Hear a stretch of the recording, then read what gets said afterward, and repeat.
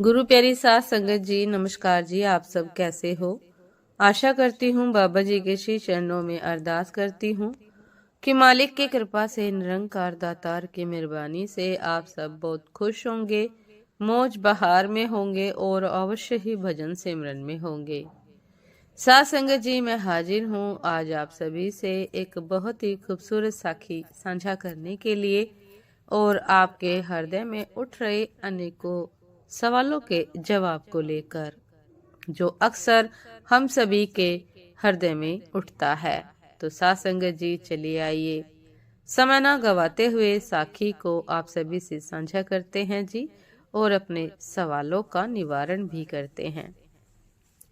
साथ संगत जी, एक बार एक राजा ने विद्वान ज्योतिषियों की सभा बुलवाकर प्रश्न किया। मेरी जन्म पत्रिका के अनुसार मेरा राजा बनने का योग था, मैं राजा बना, किंतु उसी घड़ी मुहूर्त में अनेक जातकों ने जन्म लिया होगा जो राजा नहीं बन सके। क्यों? इसका क्या कारण है? राजा के इस प्रश्न से सब निरुत्तर हो गए। अचानक एक वृद्ध खड़े हुए बोले कि महाराज, आपको यहाँ से कुछ दूर घने जंगल में एक महात्मा मिलेंगे, उनसे आपको उत्तर मिल सकता है। राजा ने घोर जंगल में जाकर देखा कि एक महात्मा आग के ढेर के पास बैठकर अंगार गर्मा गर्म कोयला खाने में व्यस्त है। राजा ने महात्मा से जैसे ही प्रश्न पूछा, महात्मा ने क्रोधित होकर कहा, तेरे प्रश्न का उत्तर आगे पहाड़ियों के बीच एक और महात्मा है, वे दे सकते हैं। राजा की जिज्ञासा और बढ़ गई। पहाड़ी मार्ग पार कर बड़ी कठिनाइयों से राजा दूसरे महात्मा के पास पहुंचा। राजा हक्का बक्का रह गया। दृश्य ही कुछ ऐसा था। वे महात्मा अपना ही मांस चिमटे से नोच नोच कर खा रहे थे। साथ संगत जी, राजा को महात्मा ने भी डांटते हुए कहा, मैं भूख से बेचैन हूँ, मेरे पास समय नहीं है।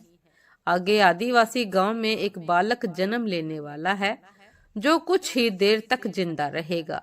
वह बालक तेरे प्रश्न का उत्तर दे सकता है। साथ संगत जी, अब राजा बड़ा बेचैन हुआ। बड़ी अजब पहेली बन गया मेरा प्रश्न। उत्सुकता प्रबल थी।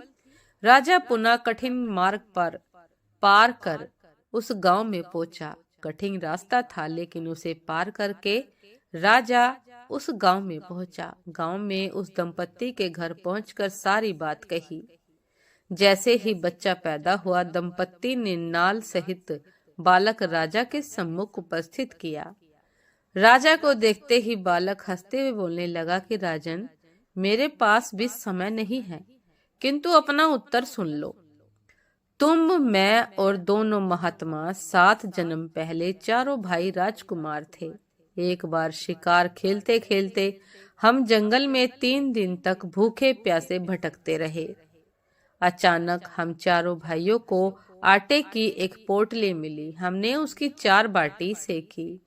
अपनी अपनी बाटी लेकर खाने बैठे ही थे कि भूख प्यास से तड़पते हुए एक महात्मा वहां आ गए। अंगार खाने वाले भैया ने उनसे कहा कि बेटा, मैं 10 दिन से भूखा हूँ, अपनी बाटी में से मुझे भी कुछ दे दो, मुझ पर दया करो, जिससे मेरा भी जीवन बच जाए। साथ संगत जी, इतना सुनते ही भैया गुस्से से भड़क उठे और बोले कि तुम्हें दे दूंगा तो मैं क्या खाऊंगा, आग, चलो भागो यहाँ से। वे महात्मा फिर मांस खाने वाले भैया के निकट आए, उनसे भी अपनी बात कही, किंतु उन भैया ने भी महात्मा से गुस्से में आकर कहा कि बड़ी मुश्किल से ये बाटी हुई है, बड़ी मुश्किल से प्राप्त ये बाटी तुम्हें दे दूंगा तो क्या मैं अपना मांस नोच कर खाऊंगा? भूख से लाचार वे महात्मा मेरे पास भी आए, मुझसे भी बाटी मांगी, किंतु मैंने भी भूख में धैर्य खोकर कह दिया कि चलो आगे, मैं क्या भूखा मरूं। अंतिम आशा लिए वो महात्मा, हे राजन, आपके पास भी आए, दया की याचना की। दया करते हुए खुशी से आपने अपनी बाटी में से आधी बाटी आदर सहित उन महात्मा को दे दी। बाटी पाकर महात्मा बड़े खुश हुए और बोले कि तुम्हारा भविष्य तुम्हारे कर्म और व्यवहार से फलेगा। बालक ने कहा, इस प्रकार उस घटना के आधार पर हम अपना अपना भोग भोग रहे हैं। और वो बालक मर गया। धरती पर एक समय में अनेकों फल फूल खिलते हैं, किंतु सबके रूप गुण आकार प्रकार स्वाद भिन्न होते हैं। राजा ने माना कि शास्त्र भी 3 प्रकार के हैं, ज्योतिष शास्त्र, कर्तव्य शास्त्र और व्यवहार शास्त्र। जातक सब अपना किया दिया लिया ही पाते हैं। साथ संगत जी, यही जीवन है। गलत पासवर्ड से जब एक छोटा सा मोबाइल नहीं खुलता तो जरा सोचिए, गलत कर्मों से स्वर्ग के दरवाजे कैसे खुलेंगे। इसलिए सदैव हमें कर्मों सोच समझ कर करने चाहिए। कभी भी कोई भी गलत कर्म, गलत बात नहीं कहनी चाहिए, कोई भी गलत कर्म नहीं करना चाहिए। क्योंकि यदि कुछ भी गलत कर्म या गलत बात हमसे होती है तो भोगना हमें ही पड़ेगा, उसका प्रभाव हमें ही झेलना पड़ेगा। साथ संगत जी, ये थी आज की एक बहुत ही खूबसूरत साखी। उम्मीद करती हूँ ये साखी आप सभी को बहुत पसंद आई होगी। यदि पसंद आई हो साथ संगत जी तो लाइक कमेंट शेयर करना ना भूलिएगा। चैनल पर जो भी नए हैं कृपा करके सब्सक्राइब कर लीजिएगा, ताकि चैनल पर मिलने वाली सभी शब्द साखियों की अपडेट आप सभी को समय पर मिलती रहे। साथ संगत जी, आप हमें इंस्टाग्राम पर भी फॉलो कर सकते हैं। इंस्टाग्राम का लिंक डिस्क्रिप्शन बॉक्स में दिया गया है। तो साथ संगत जी, दासी को अभी आज्ञा दीजिए। आपसे फिर मुलाकात होती है एक नए शब्द साखी के साथ, एक नई खूबसूरत विचार के साथ। तब तक के लिए नमस्कार जी। सदा खुश रहिए, मुस्कुराते रहिए, भजन सिमरन अवश्य करते रहिए। और साथ संगत जी, परिस्थितियां कितनी भी बेकार खराब क्यों ना हो, धैर्य अवश्य रखिए। क्योंकि साथ संगत जी, राजा के तीनों भाइयों ने अपना धैर्य खो दिया, भूख में अपना धैर्य खो दिया और उस प्रकार उन्हें कर्म भोगना पड़ा। लेकिन राजा ने अपना धैर्य नहीं खोया।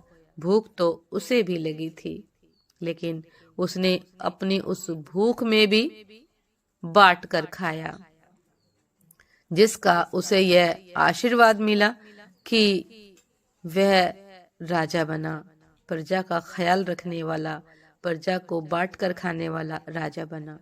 तो साथ संगत जी, इसी प्रकार हमारे कर्म हमें कभी राजा बना देते हैं तो कभी रंक बना देते हैं। इसलिए सदैव कर्म करते समय इस बात का ख्याल रखें कि हमसे जाने अनजाने में भी किसी का अहित न हो, किसी का बुरा ना हो, क्योंकि फिर वह हमें ही भोगना पड़ेगा।